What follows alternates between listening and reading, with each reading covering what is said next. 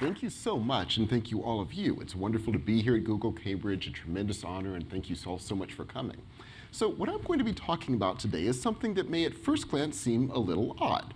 I'm going to be talking about, yes, ideas from about 2,000 years ago from China, and arguing that they are not only incredibly important, but actually offer a fundamental challenge to a lot of things we take for granted, and a fundamental challenge that we should even take very seriously. Now, before I begin, let's lay out why this may seem like such an odd thing to do. First of all, and most obviously, we kind of think we know how we should live our lives, so it's not entirely clear why we would need to be reading texts from 2,000 years ago anyway, right? I mean, we know. The way to do it is to look within and to find yourself. And we often tell ourselves this. I need to find myself. I need to find who I really am. And I need to live my life according to what's best for me. And when I do find myself, find my true self, we'll often say, I need to love myself and embrace myself for who I am, accepting my weak sides, we all have weak sides, but accepting, of course, my good sides too, and then trying to develop a life in which I can be me according to what is my good sides and minimizing my bad sides, and what will allow me to be happy and a good human being. And we all think that's clear, and the problem then is just doing it, looking within and finding oneself, and we have all sorts of techniques for doing that, but basically that's what we should do. And putting this in a larger historical context, if one tends to think about these ideas of being true to oneself, we would tend to think something along the following lines, that these are prototypically modern ideas, and luckily for us, we live in the modern age, so we can do this. We can look within. We can live our lives according to what's best for us. And sadly, most humans, we tend to assume, weren't able to do this. And if you look at why, we would often tend to say, well, they lived in these traditional societies. And in those traditional societies, people were told what to do. They just were born into a society, they were told what to do, and they had to live their lives accordingly. So they couldn't look within, and they couldn't find themselves, and they couldn't be true to themselves. And let's also be honest, if you think of perhaps the culture that most exemplifies in our stereotypes what such a traditional world would be like, yeah, it's kind of China, right? I mean, if you think of traditional China, it kind of fits all of our stereotypes of what a traditional world would have been. In China, we often think that you're born into a society, and there are these ideas that we label Confucianism that tell you you have to follow a bunch of rituals, and those rituals will socialize you into playing your proper social position. And if you do them well, you'll live in a harmonious world because everyone will be doing what they're told to do. And sort of the antithesis of what we would tend to think of as being a good way to live. And following out our stereotypes a bit further, we do tend to have a more positive view of another side of Chinese culture, which we tend to label Taoism. And that's the side where we think, okay, you're socialized into playing your social role by doing a bunch of rituals, but then luckily they had something called Taoism too that enabled them to sort of go off, leave their social roles for a bit, and commune with the larger natural world. But even there, we often tend to think, yeah, but still in Taoism, they're still saying it's a harmonious world out there, and we're training ourselves to accord with it. And so even if it's not as confining as our social roles, we're still just learning to accept the world as it is, which means we're not doing things on our own. We certainly aren't finding ourselves. We're certainly not living our own lives. So China kind of exemplifies our stereotypes of a traditional world, both in the Confucian focus on social roles and even in the more positive way we tend to think of it, Taoist notion of sort of harmonizing with the larger natural world. So if all of that is the case, it seems I have kind of a tough job in front of me, arguing that actually some of these ideas from China should be taken very seriously. And I am indeed going to argue that. In fact, I'm going to argue something much more than that. I'm going to argue that when we take these ideas seriously, they really force us to question a lot of what we take for granted about human beings, about how to live a good life, and even about our grand visions of history going from a traditional world to a modern society. a grand set of claims, and let me jump right in. Now, to make my argument, let me begin with that thing I began with, the self. This thing that we're supposed to look within and find and live our lives according to. So that's one view of the self. A view of the self that all of us are born with one true self that we should find. Let's talk about early Chinese notions of the self. What do they think the self is? So, let me jump in. Now, I'll forewarn you, the first few steps of this are going to seem very bleak, but bear with me. You get to the exciting part soon. But here's the bleak part. Are we, as human beings, a true essential self that we should be trying to find? No. What we are big bunches of messy stuff. Messy bunches of energies, dispositions, emotions, desires, faculties, and all of us are equally messy bunches. That's what we're like. And that's what we're like when we're born, a big, bunchy, messy stuff. And because we're these messy stuffs, what we are as human beings, minus all the things we're going to be talking about momentarily, our danger is we're completely passive in the world. Because as these messy stuffs, we interact with other messy stuffs, other people. And when we do so, we're constantly dragging out responses from each other. So I, a messy self, am standing here, and someone yells at me. I get angry. Well, in this way of thinking, what happens is that loud voice, that angry voice, draws out from me, pulls out from me an energy of anger. And then someone smiles at me, and that pulls out from me an energy of happiness.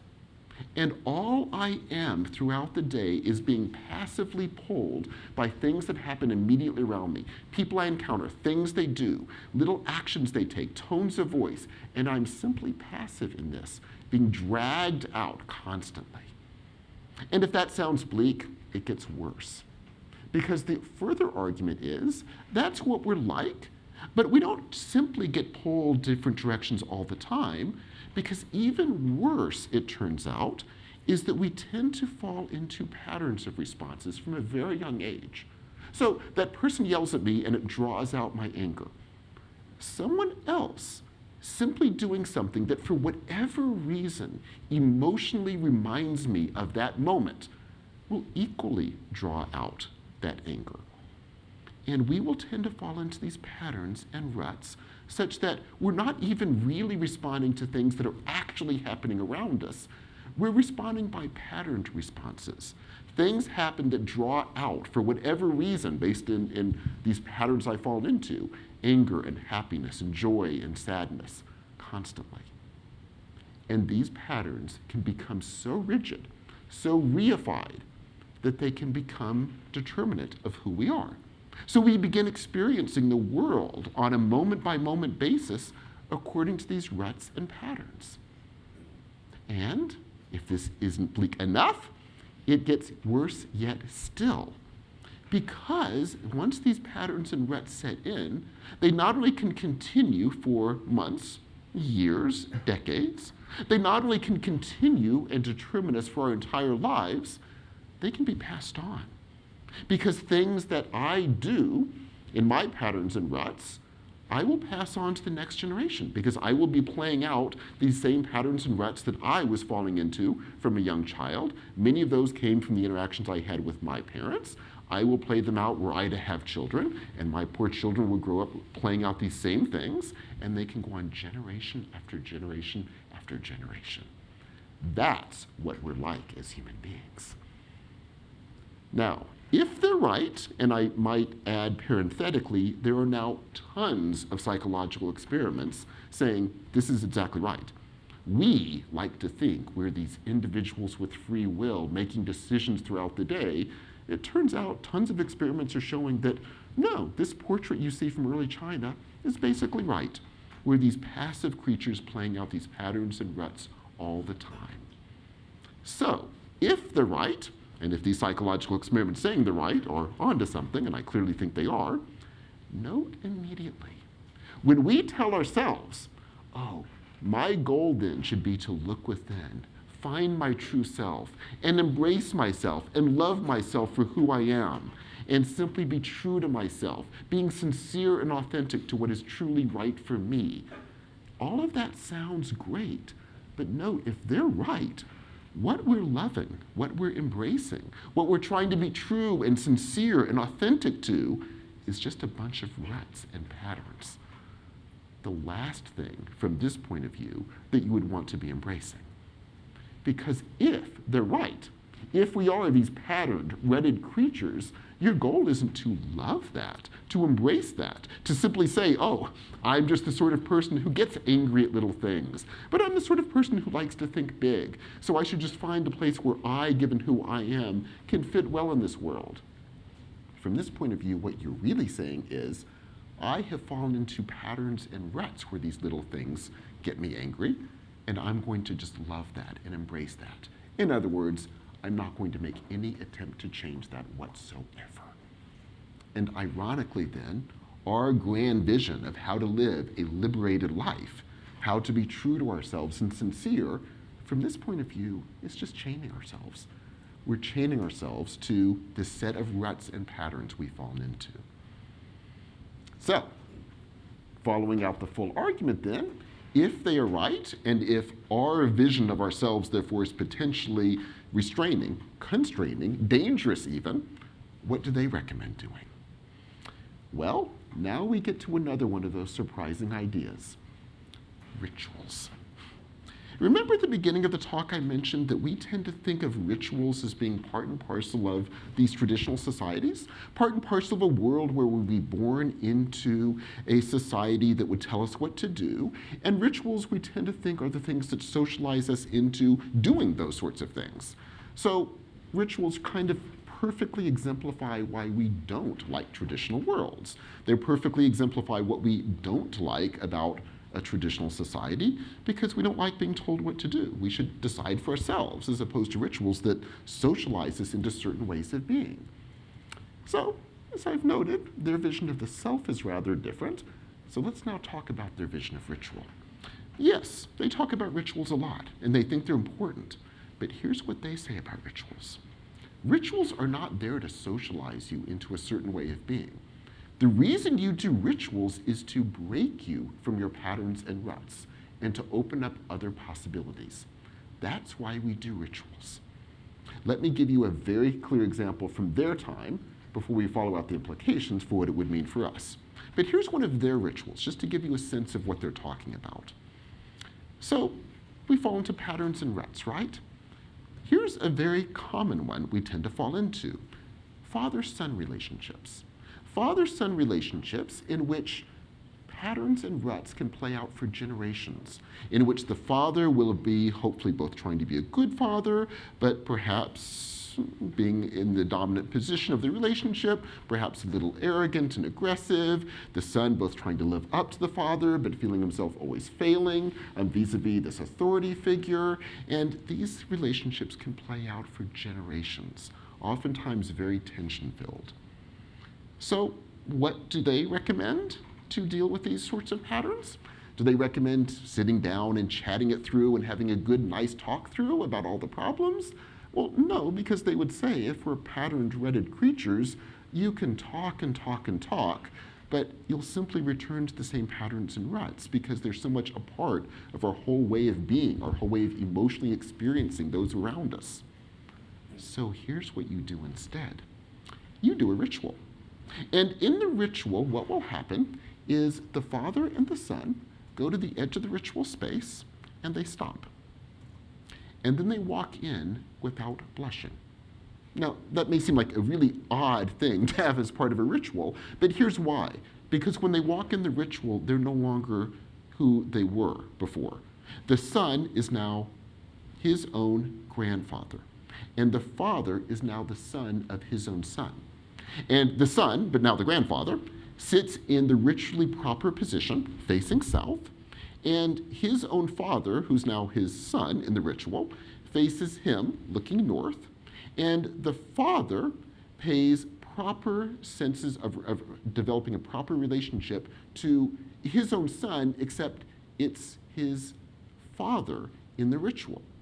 And the idea is all of these tensions that he has had with his own father that can't be worked out now because the father is passed away, he now works out again in a ritual context, but with his own son. And his own son, from a very young age, also has to play the role of being the father, learning from a young age what it's like to be in a position of authority, the incredible responsibility that comes from that, but equally the dangers of falling into sort of arrogance that comes from being in a position of power. And from a young age, he has to experience that, but looking at his own father as if he were the son. And by doing this, by forcing this role reversal, but more importantly, by forcing this role reversal where each actually has to relate to the other in precisely the most difficult position of the relationship, the idea is what you're doing is breaking the kind of patterns that are playing out outside that ritual space. Then you stand up in the ritual and you walk out. And you're back to being father and son, and the same old patterns begin to recur again. Of course, the father starts yelling at the son starts getting rebellious, blah, blah, blah, blah, blah. But then you go back. And the idea is, by doing this ritual over and over again, being forced to play the opposite role vis-a-vis that very person, what you're doing is breaking those patterns over time.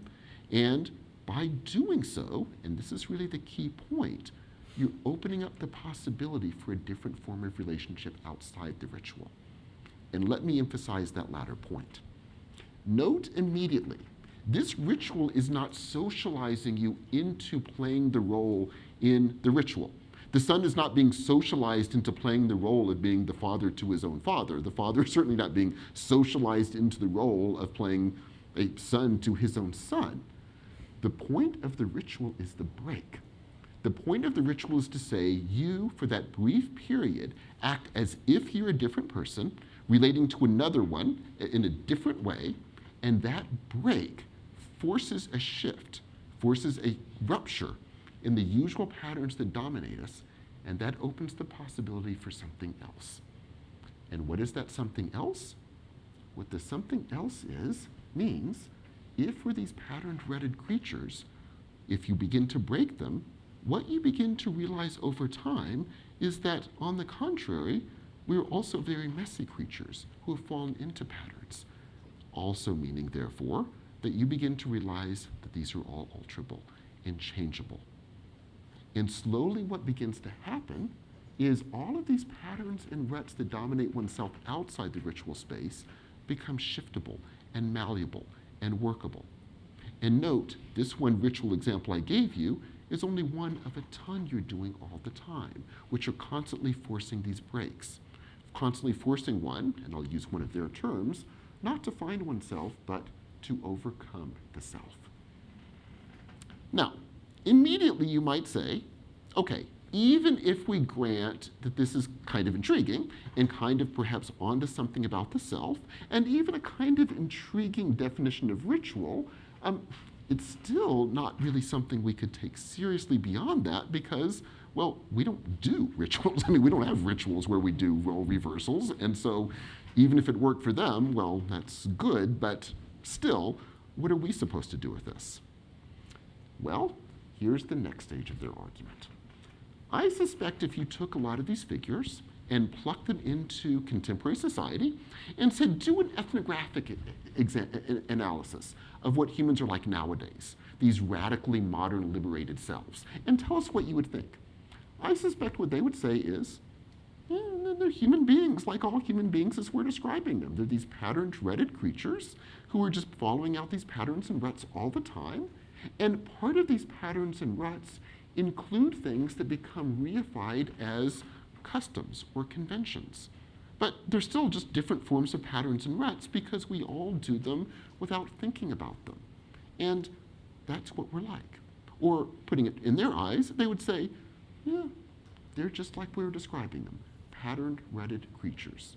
Perhaps even worse because they're so convinced they are being true to themselves and living their own lives that they don't even realize the degree to which they're patterned and threaded. And therefore, what would they say to break them? Well, they'd begin with the very things they were looking at, customs and conventions. Because you see, the ritual I just described actually comes from an earlier one. An earlier one that was actually just a custom that they made into a ritual in the sense they're talking about. And what this would mean for us is the following.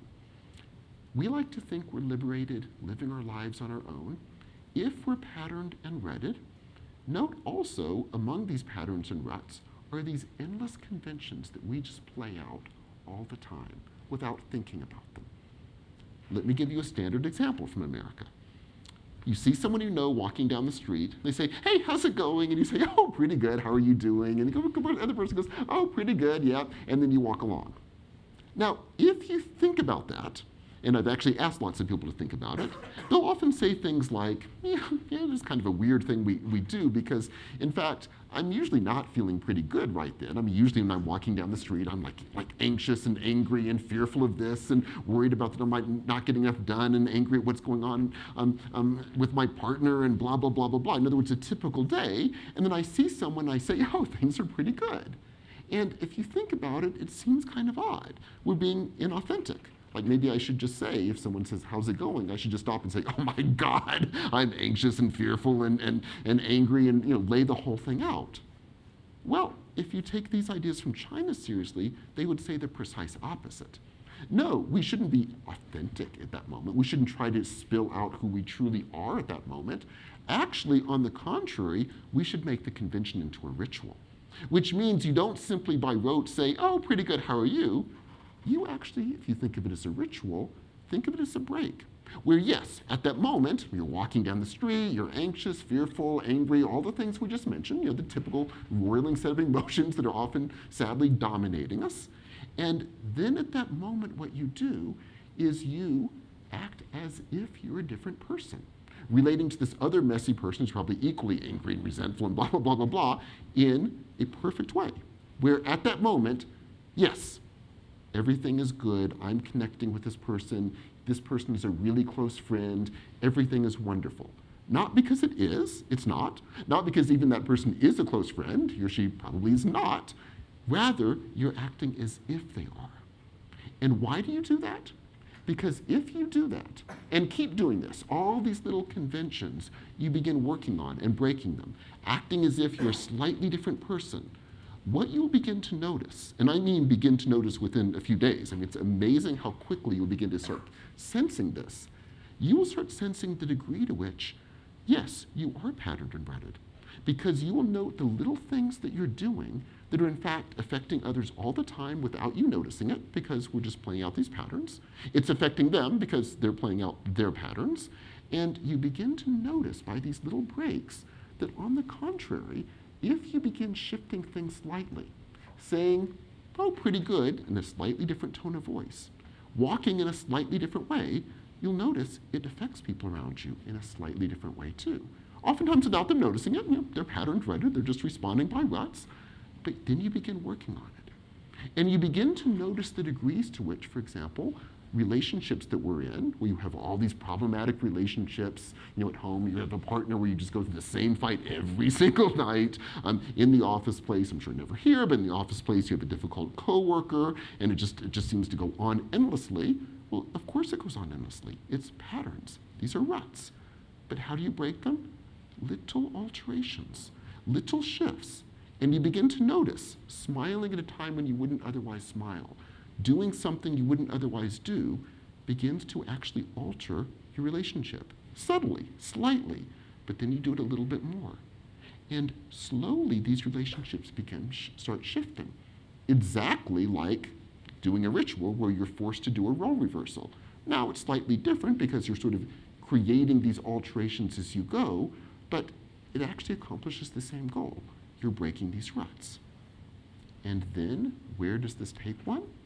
Well, as these ruts begin shifting, you also notice something else too. Relationships by definition begin to shift, but you also begin to notice that who you thought you were, this true self that was just you with all of the weaknesses, the fact that we get angry at things, etc., is incredibly alterable too, because you begin physically feeling differently. You begin physically feeling differently as you begin interacting with others differently. You begin experiencing the world differently, and it becomes ever more workable, and you begin altering that. And slowly what you're learning, not cognitively, but in practice, is that yes, we are messy selves. We are messy selves that fall into these patterns and ruts, but the flip side of that, finally getting to the good part, is if we're messy, and I think we are, that's changeable. That's alterable. And you begin to realize we've fallen into entire ways of being passively, and you begin to realize by altering those and changing those and shifting those at the very ludicrously mundane level of just ordinary things we're doing on a daily basis, out of that, slowly, you begin changing yourself, changing your interactions, changing your relationships, and then you start becoming active in the process. Then you begin to working on how these relationships are affecting those around you and you. And the more you work, you begin forging a different self. And if everything is malleable, you can start forging different worlds. And I mean that in a strong sense. Forging entire worlds where instead of interacting with others de facto in ways that are often very harmful, you're actually acting in ways that are enabling them to flourish and you as well. Now, that seems like a strong statement, but let me give again another of their examples before I bring it to our own age. So I mentioned this guy, Confucius, that we tend to associate with Confucianism, this idea that we should just follow a bunch of rituals to train us into being certain types of beings. And as we've noticed, they had a very different notion of ritual. So let me now say a few more words about Confucius. If this notion of ritual is what he's advocating, where does it take us? And here's where it took him. Let me describe the way he, Confucius, is described. The way he is described in a work called the Analects, which was a work putatively put together by his disciples, basically to describe him, what he was like as a person. And if we tend to think of him as this kind of ritual fuddy-duddy, telling people, do rituals, do rituals, do rituals, and be socialized into your position, it's a very different portrait. Here's the way he's actually portrayed. He is portrayed as someone intensely joyous, incredibly charismatic, the sort of person that people just want to be around. And the reason they want to be around him is because of what he's become so good at doing. And he'll be described as someone who can simply walk into a situation and has become so good because he's been training himself through a lifetime of this ritual work that he can immediately sense all the patterns and ruts playing out in that situation, and he'll do little things to alter the situation.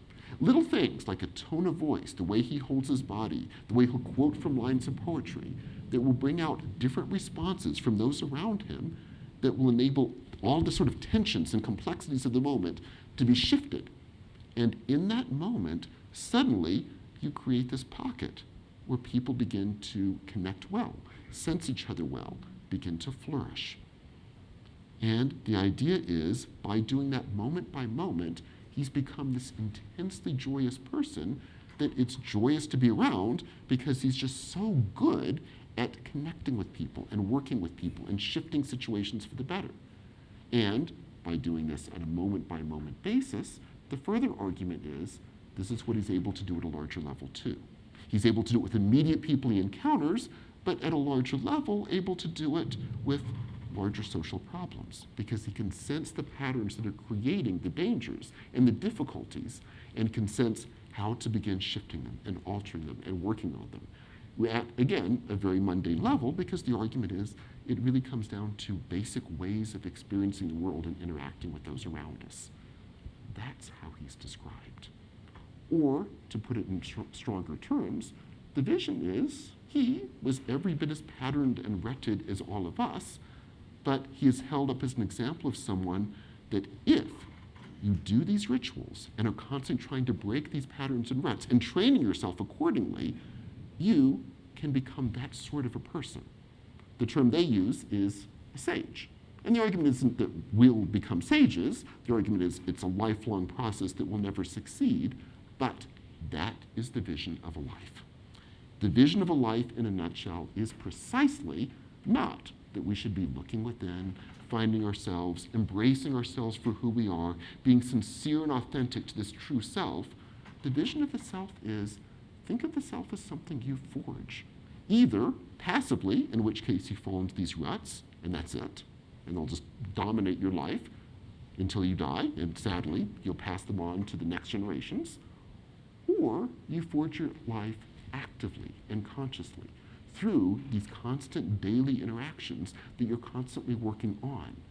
And the full argument is, if you do that, if you're committed to that as a vision of the self, then what you're really committing yourself to is a constant, to use again an odd term in our terminology, kind of a training exercise. To give yet another example that is from our own time, if you try to think of places where we do the sorts of things they're talking about, they're actually kind of easy to find, but we don't really do them in our daily life. Think, for example, of learning a sport or learning a musical instrument. It involves incredible amounts of work and training, but what you're achieving is something beyond simply playing well. So, as an example, learning a piano. So if you're learning a piano, you don't just sit down at the piano and play spontaneously and play well. That's just painful. What you do, on the contrary, is you train yourself. Incredibly, incredibly hard work, hours a day, training yourself to do the basic chord progressions, to learn to feel the keys. And as the years go by, you begin to sense the keys. You begin to sense how, if you play slightly differently, you can bring out certain moods in those around you. If you play a little softer or a little more strongly, you can affect the room in different ways. And as the years go by, you get so good at doing this that you're able to do it, in their terms, spontaneously. You've trained yourself to spontaneously sense the music, sense the room, sense the situation, sense how to alter the mood of the room. And through that training, you're spontaneously able to so sense the world around you that you're able to play with this incredible degree of power, but power in the sense of altering the world for the better. That is the vision they're talking about. And that sense that you've gotten, and we've all done something like this, if not a piano, at a sport or something like this, there's a sense of incredible, I'll use the term, joyousness that comes when you're so in the moment, so sensing a situation, and so able to alter that situation just by sensing things so well. So if we kind of know what they're talking about by things we do, like when we learn a piano or learn a musical instrument, note the final point that I want to emphasize. All of the examples I suspect that we would tend to think of when we kind of realize, I kind of understand that you can train yourself to be the sort of person they're talking about. These are all things we kind of tend to do on weekends to feel better, right? Like on weekends, I'll play the piano now, or I'll play the sport, and then I'll go back to my normal everyday life. What, in a sense, they are saying is the following. Suppose you take that same vision of what it takes to train yourself, but apply it to your everyday life, such that your everyday life becomes a training exercise, training yourself to sense situations, sense patterns, sense these ruts that we and those around us have fallen into, and train yourself to sense this, begin to work on this, alter this, shift this, and what you're training yourself to do is to gain the ability over time to, create these worlds around you within which people can flourish. You do it by not finding the self, but overcoming the self. You do it by not trying to be sincere and true to yourself, but at the beginnings, acting as if you are different types of people, but slowly, therefore, over time, constructing a self. And the goal is to achieve something like what they would call sainthood. Not again that we achieve it, but something along those lines of becoming the sort of person so attuned to everyone around one at an immediate level and a larger social level that you're able to sense situations and create these worlds within which people can flourish. In short, if we are malleable creatures, and again, psychological experiments are showing that we are, in practice we tend to lose that because we become patterned and rutted, but take it seriously and suddenly everything that we thought was stable becomes changeable. Or, to put it again in very strong terms, when we go back and like to think, yes, we are liberated people because we can decide for ourselves how to live our lives, as opposed to those traditional people who couldn't, the intriguing thing is, maybe in part it's sort of the opposite. That with our grand visions of how to live liberated lives by being true and sincere to ourselves, we, ironically, are creating very stable selves, in their terminology, patterned and redded selves, and assuming a very stable world around us, whereas a lot of these other ideas that have arisen in world history were all about recognizing the degree to which the world isn't really stable. We create stable worlds, but therefore, since we do it passively, often very dangerous, destructive, discriminatory worlds in which people are not able to flourish. And take it seriously, you realize the world is really incredibly malleable, and we are in part creating that world, often poorly, often passively, but if you change that and begin living your life the way they're describing it, suddenly you realize that these worlds can be created by the little tiny things that we're doing all the time. In short, if we take these ideas seriously, it forces us, at least offers, I would say, a fundamental challenge to our vision of the self, our vision of what it means to be a liberated individual, our vision of what we think of as the modern world, and perhaps makes us realize that, on the contrary, our vision of the self is a vision. It has certain implications. Some of them, at least, are potentially restraining and dangerous even to us and those around us. And some of these old ideas from the traditional past, in this case China, but I would expand this, a lot of ideas from around the world, can suddenly be taken seriously again because they're not confined to a so-called traditional world, but we realize actually they're operating from a very different vision of the self, but one that's really onto something fundamental. And if we take them seriously, yes, it forces us to challenge our assumptions and perhaps opens us up to a very powerful vision of what it would mean to live life well, in the sense of enabling those around us and ourselves to flourish through the seemingly simple, mundane stuff that we do on a very basic, everyday level. In short, these ideas are incredibly powerful because they challenge our assumptions and offer a very practical vision of what on a daily basis we could be doing that would allow us over the course of a lifetime to become very different and hopefully incomparably better types of human beings. Great, thank you so much. Thank you.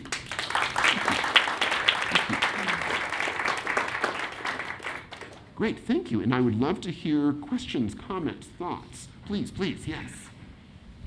I was thinking about why we might concentrate a lot on paying attention to the self, like what our wants and desires are. And the difference between now and the past, one difference is the economy, if I might go there. Absolutely. In the economy, then everybody could basically follow one of a very, very small number of patterns as a male or as a female. Now we're in an economy where there's such a diversity of paths, and everybody can't do the same path. Yes. And so you teach undergrads, right? And yes, all of them are like, okay, where's mine? I can't follow what everybody else is doing. Yes. So how do those play out? Yes. I think that's beautifully put. And I think it's a perfect example of where we are, in a sense. Because on the one hand, we have a world that should be open for incredible possibilities. As you said, a world in which seemingly endless number of paths are available to us. And yet the chilling thing, if one takes these ideas seriously, is how in practice we can so imprison and constrain ourselves in terms of that work. So, getting back to the key of your question, they would argue, if it's true that the world seems to us incredibly open, why do we not live our lives that way? And why, on the contrary, are we not pursuing all these possibilities that are really potentially available to us, but on the contrary, falling into these incredibly dangerous ruts? And I would say that's true of us individually, but I would put it at a larger social level too. I mean, we live in a world that is becoming unbelievably stratified, where people's lives are unbelievably, not only routinized, but actually held into certain socioeconomic positions and are surprisingly unchangeable. So, given what would seem to be the reality of a very open world, and equally the reality of a world that we seem to be creating where that isn't going on, why not? And going back to their ideas, they would say, well, it comes down to the ways that we are living our lives, and at a larger level, the kind of social worlds that we have accordingly created, which we now think of as grand and liberatory, but ironically are creating a completely different type of world, which surprisingly we don't even seem to notice. So thank you, wonderful question, thank you. Yes, please. First of all, I'd like to apologize on behalf of the site for the construction noise. That is fine. There's one aspect of finding yourself that it strikes me still has value, and that is we have different values. Yes. And so finding your values, not necessarily what makes you feel good, but what you feel detracts from you if you were to turn against it. For example, if you value the helping of others and you only pursue wealth for reasons other than donation, then you are not being true to your values, and that is I think worthwhile to pay attention to. But I agree that the find yourself seems to often mean the self in the sense of wanting to escape from, rather than the self in the sense of what values are fundamental to me. Yes, I perfectly put, and I actually agree completely. So were we to conceptualize the self in the sense of the self that we are creating through the little works that we're doing all the time, then I think the notion of finding the self works great. In other words, finding the self in that sense would be an active, constructive process of, as you said, developing the values that we want to be guiding our lives. The danger, as you said, is so often when we use the term finding ourself, we're using it in that opposite sense. We're using the sense of, I need to find my true, authentic self that I should just embrace and love for who I am. And the problem is, in practice, even if we say, and part of that is I'm the sort of person who values certain things, the danger is with that way of thinking, actually the way we're living our daily lives perhaps is not at all according to the values that we like to think we hold, that in fact the daily ways we're living, the ways we're affecting others, can often directly contradict what we claim to be our own values. So, getting back to the heart of your question, yes, if we can think of the self as something we are working on, constructing, and the values of the self being something that we, as human beings, are constructing through our daily life, and therefore hopefully embodying in the way we live, then it's a wonderful notion of the self. Sadly, it tends to be not the vision of the self that we tend to think about when we're actually living nowadays. It's a form of surrender to love the self you have rather than the self you aspire to. Yeah, that's perfectly put, perfectly put. I mean, this sounds so great, to love myself, embrace myself, but the danger, exactly as you said, is, well, no, you're just then embracing the set of patterns and ruts I've fallen into, and the goal should be aspirational. It's to create a great self, meaning a great self that can work well in the world and help those around one. And that's the vision of the self I fear we're losing precisely with our vision of always being true to yourself and sincere to yourself and authentic to yourself. Ironically, we're creating the exact opposite type of a world. Great, thank you, thank you. Please, yes. Hi. At the end, you have this beautiful vision that the sage's path is like creating spaces that cause joyousness in others. That was my understanding. But we also, at the beginning, you point out that like if we're just like bundles of stuff, and then the only like the other bundles of stuff are what can cause us to get into these patterns and ruts. Yes. So like other bundles of stuff yell at me, and then Yeah. So, and I have this stereotype, I don't know much about Chinese philosophy, but I have the stereotype like Chinese philosophers were hermits. And like listening to your talk, I sort of could understand how, to some extent, I wonder, like when I was hearing you, it's like, well, I can protect myself from the other bundles of stuff by just like not leaving my house and creating patterns in my own house that like, you know, I can control, because you ultimately can't control, you know, the other bundles. I guess sort of how do you take that jump from like hermit to joyousness? Yeah, no, it's a great question. And what they would say, and I would agree with them on this, is that doing the approach of sort of locking oneself in one's room and not interacting with others, in the long run is actually going to be completely destructive. That really the only way to work on these patterns and ruts is through interactions. And yes, the simple fact, and I think they're right about this, that so many of our patterns and ruts are formed with what other people are doing around us, who are equally patterned and rutted. The key is what we're training ourselves to do is both act in ways that hopefully will break patterns and ruts with those around us, but we're also training ourselves not to be affected in the same dangerous ways, they would put it, by those around us as well. So we turn to that example. That person's yelling at me. That will draw out, or even someone who's not yelling but using a tone of voice that for whatever reason emotionally reminds me of someone who used to yell at me. That will draw out a certain response. So part of the training exercise is you're training yourself not to passively respond that way. In other words, not to respond by those same patterns and ruts. And when that person does something, you're training yourself not to be so affected by it. And in the long run, what you're really training yourself to do is the next step too, which is to realize probably if that person is doing something like either yelling or some kind of strong tone of voice, it probably is coming as well from something you're doing too. Unconsciously, something you're just playing out your usual patterns and ruts, but that's creating this situation where that person gets angry, you get angry in return, you're doing something too. And so you're training yourself not to be affected by that person in that way, but you ultimately want to train yourself to be able to act in ways that will actually shift that person too. So that person's anger isn't arising that's then generating your anger. And that sounds incredibly difficult, and it is, but the key is it can only be done in practice. So you don't want to sit out in your room and think that's the way to avoid all of these difficult relationships. No, it's only by working on these difficult relationships all the time that you're training yourself both to respond well to others, but again, respond well in this strong sense of responding in ways that will bring out better sides in them as well. So great, thank you. Yes, please. I guess we often tend to assume that the notion of the self as divorced from society is a concept that arose in the Enlightenment in Western Europe. I just got back from a couple of weeks in Iran, and where I learned a great deal about the role of martyrdom in Shiite Islam, and the very live sense of martyrdom as something to be a very high value. Obviously, that's a very different view of the self, yes. Sacrificing the self for the greater good.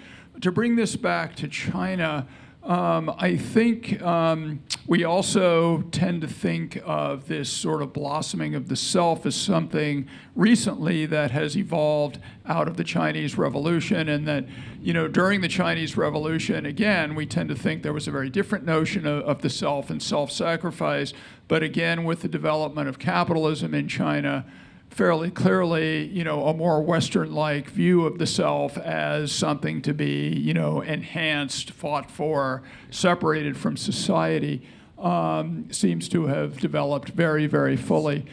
Can you comment on sort of more recent Chinese history and how you see these ancient traditions on the role of the self relating to more modern trends in China? Yes, great question. And until recently, the way I would have said it is, sadly, from my point of view, a lot of these ideas were rejected. And what I mean by that is the following. For much of the 20th century, these ideas were very strongly rejected. So all of the ideas I mentioned at the beginning, that we are modern people, luckily for us, rejecting these traditional ideas, such a vision of a modern world destroying a traditional world became all pervasive. During the imperial period, these ideas became pervasive in the world, absolutely in China too, and you had a succession of governments explicitly devoted to the claim, we are going to modernize, and to modernize, we are going to destroy traditional society altogether. So texts like these were burned, the old temples were destroyed. It was an explicitly modernist paradigm, particularly, of course, under Mao, during the Cultural Revolution, literally these texts were burned. The idea was destroy the past. Then, as you said more recently, there was a reaction against Maoism and an incredible embrace of neoliberal capitalism, much more actually than in America. And China became a world where sort of everything was up for sale. Everything was about money and power, and as you said, a vision of the self very comparable to ones that we hold, in fact, if anything, more extreme. Now the intriguing thing, and I mean now, meaning the past something like 8 years, all of this is beginning to change. And there's now a very self-conscious debate going on in China of, have we lost our values? Have we simply become a world where everything is up, everything comes down to money and power? And all of a sudden, all of these old rituals are coming back, the temples are being rebuilt, these texts are being read again, there's a huge blogosphere in China, and now all these passages that we've been alluding to today, they're actively being debated and discussed in the blogosphere, and all of it is coming back. Now, how this will play out, I have no idea, but I suspect at the minimum what's going on now, and I would put this more globally as well, there's increasingly a view that this one restrictive notion of the self, which really became a global vision for the past century, is now being questioned in a lot of quarters. And in China itself, a lot of these ideas are actively coming back. And it's going to be, I think, an exciting moment, certainly in China, but I suspect globally, when for the first time, really in a long time, a vision of the self that's been so dominant is coming under question. And a lot of these ideas from the past are once again being taken seriously. And at the minimum, this will mean another generation will grow up not being told this vision of the self is the right one, but actually allowed to take from very different traditions. And the fact that this is going on yet again, finally, in China as well, is something I think is incredibly exciting. So yes, great question. Thank you. Yes, please. This seems like an interesting prism, perhaps, through which to view traditional Western religion as well. Yes. That one can be cynical and look at it sort of, it looks like hypocrisy, these like New Testament lessons that seem very idealistic, not really matching the way people normally live their lives. But theory, once a week you go to church, you listen to these things, it's like a ritual where I think you, in your framework, where you practice being someone else, being someone better. Yes. Does that seem? I agree completely. I mean, one of the things that's intriguing when you begin looking at these ideas is you begin realizing that not just Chinese ideas, actually, if you look at so-called traditional practices in general, a lot of the rituals were doing exactly this. And so a lot of the religious rituals that we today would say, oh, those are silly because it means we're being inauthentic, we're being insincere, we're being hypocritical, as you said, because we're being asked to act as something that isn't what we're really feeling at that moment. That's precisely the point. The whole point of these rituals is, yes, you enter space and you are no longer the person that you were before. You are acting as if you are a different person in a different world, and the goal of that is to change us for the better. So yes, I think a lot of these ideas work not only for China, I think they work in general. I think they're really onto something profound about why rituals work. They work not just to socialize this into a way of being. In fact, I'd even put it more strongly, when rituals become that is precisely the point at which you get reactions against them. When rituals are alive and powerful, what they're doing is helping break us from our patterns and ruts. And I think this applies equally well to Western religions as well. So yes, thank you so much. Great, well, thank you so much. This has been a tremendous time and a wonderful experience. Thank you so much.